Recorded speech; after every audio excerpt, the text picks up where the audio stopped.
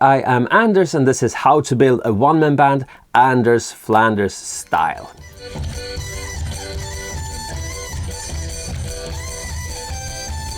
I built the first version of my one-man band rig in 2011 and then it developed over the years, so you could say I've had about 4 different versions of my kit. I'm gonna cover them all chronologically, break down in detail every instrument I have used, why I have used it and how I have used it.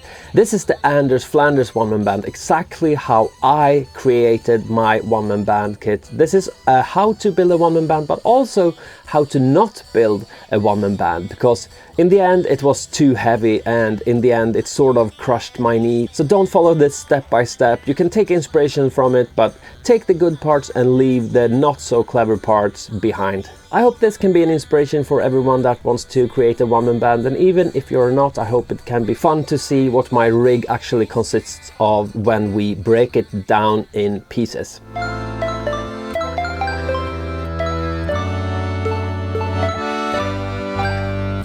We begin with the core of the one-man band kit, and this is the frame. This is the backpack frame. Some people build their own wooden frame. I have always used one of these. It's an aluminum camping, sort of old school camping backpack frame without the bag, and this is a little shelf for your tent when you're out hiking. And this shelf is really good for you to start stack things on and just build out from. It has this sort of paddings, so it's very comfortable on your back as well. And this is what it looks like without the band. If you get a poor quality frame, it's gonna break, because my first lasted only for 6 months. Then I found a second-hand good quality frame and it lasted for about 7 or 8 years. And this is not the one I have actually used during the years, but this is the one. It has a pedal on here now. Forget about this for now, and also some cable ties and some old duct tape over here. But this is the frame I have used. It's actually split in 2 after about 7 years, but I could mend it with some metal pieces and some wooden sticks inside of the pipes, and it's still going strong. So the first thing we're gonna put on is the water tank for a bass drum. This is a 25-liter water tank, and this one I have used all years. I found this in Hässleholm in Sweden in a second-hand store. It was about 50 cents or 50 pence, and the good thing about these is it has no weight, but it has some bass. So this is gonna go on here, but I want it a little bit higher up because the kick drum pedal will hit it too high up otherwise. So what I used in my first version was a little speaker that would be down here. Top tip number 1, if you're gonna be a one-man band, tie your shoes. This is the speaker I used when I still had the speaker on my backpack. Later on I had a separate speaker on the floor, but this one is the one I used on here, sort of. So for now this goes here, and this one I just taped onto the actual frame. When I'm building this kit now, I'm not gonna do it 100% properly because I can't play this anyway, but it's just to show you about what is what on the kit. So for now I'm just gonna make sure it doesn't fall off.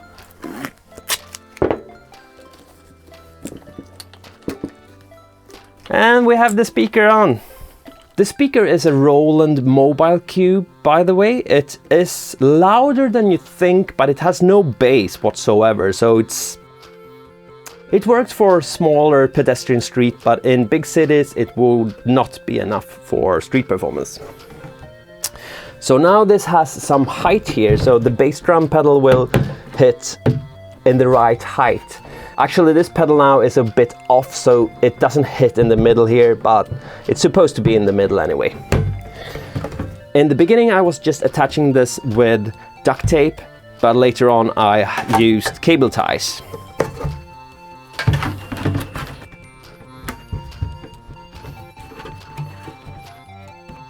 That's one cable tie, and the other one I can't really get onto here, but you get the point. Cable ties attached, done. About the pedal, you just need any kick drum pedal really. This is where it starts to get not so clever, because these are super heavy and you don't really need a normal kick drum pedal. But for me, it was easy and fast and I just went with it, and as long as it worked okay, I just kept it.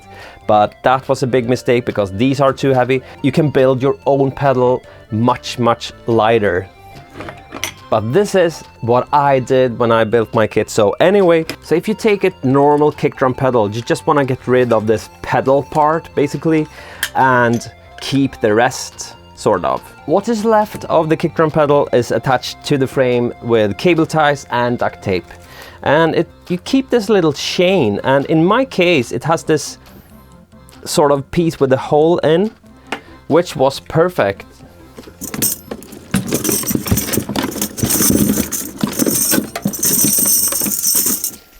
So I found this little hook thing and it can actually fit onto that piece.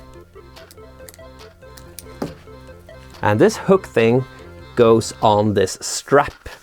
This is what we call in Sweden a packrem, packing strap.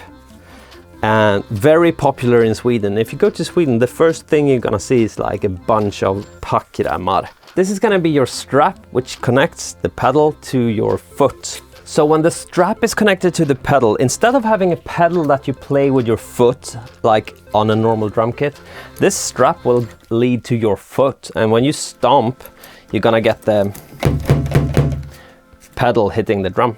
So one side of the strap is connected to the pedal, the other one has also one of these hooks, and this is gonna go on to a foot strap. So the foot strap is just one whole strap that goes from here and then in a loop and up here.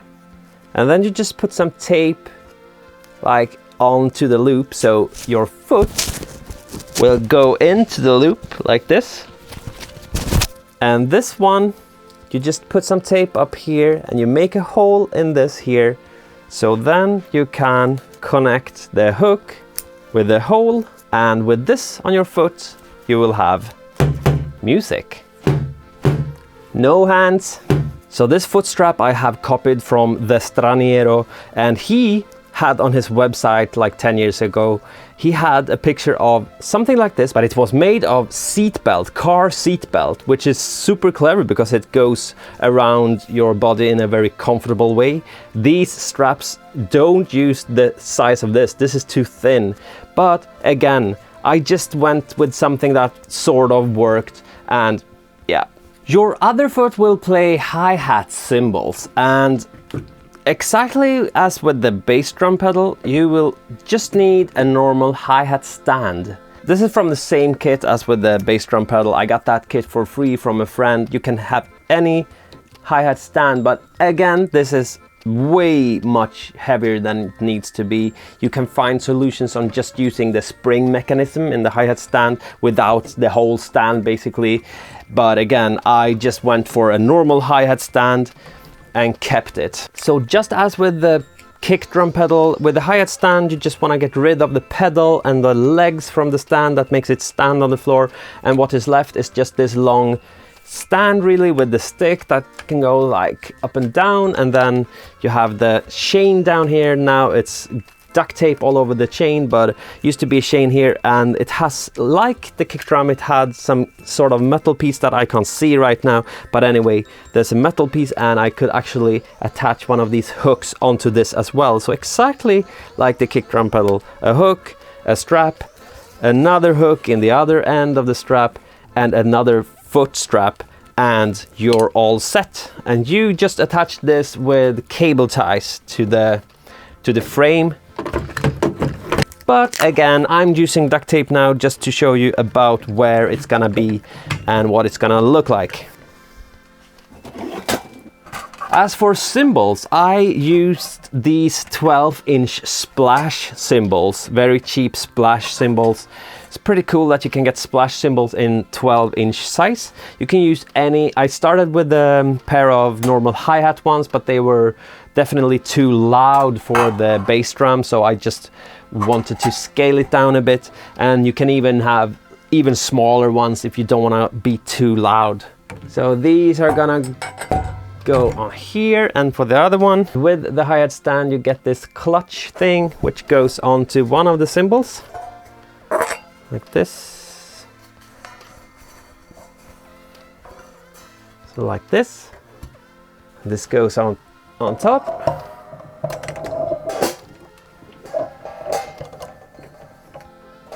And when you stomp, you get the cymbals closed.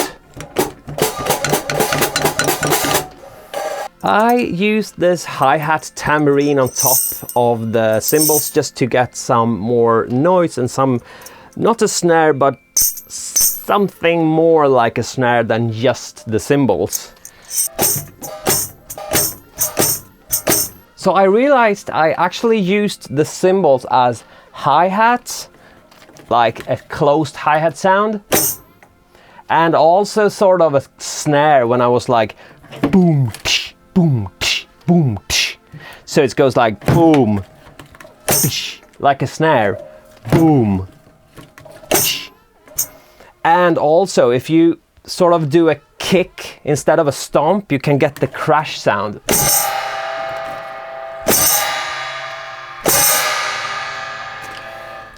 So it's hi-hat, snare, and crash cymbal all in one, basically. Another thing that I used as a rhythm instrument in my early version was this reception bell. Actually not this reception bell, but a reception bell. I had it on top of my accordion and I played it like this. So if I had both my hands busy, I could still... So it could be like a rhythm part with the feet, and then also add in this as sort of a crash.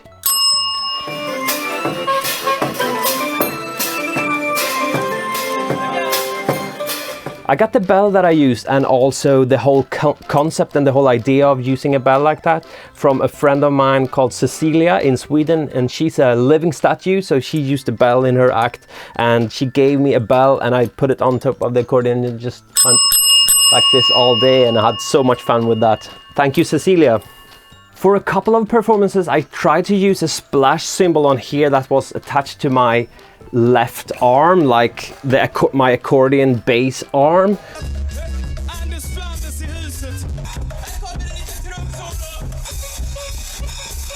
And it was very, very difficult to play, and I never really liked it, so I just skipped it. To finish off the rhythm section, we have this bike horn, and this is a bike horn that I think is in C or B. It's a B, actually.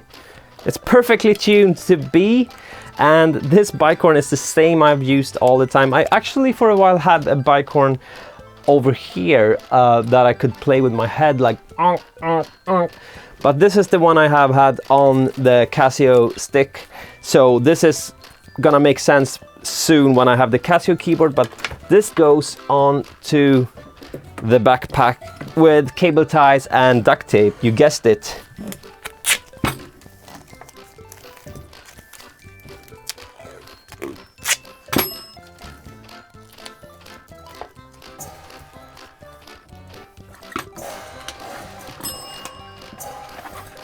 Something like this.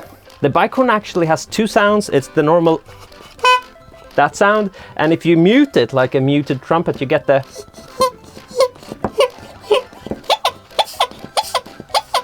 I think this is pretty much it for the drums and the rhythm parts, and we're gonna get straight into the first instrument that can play notes, and that will be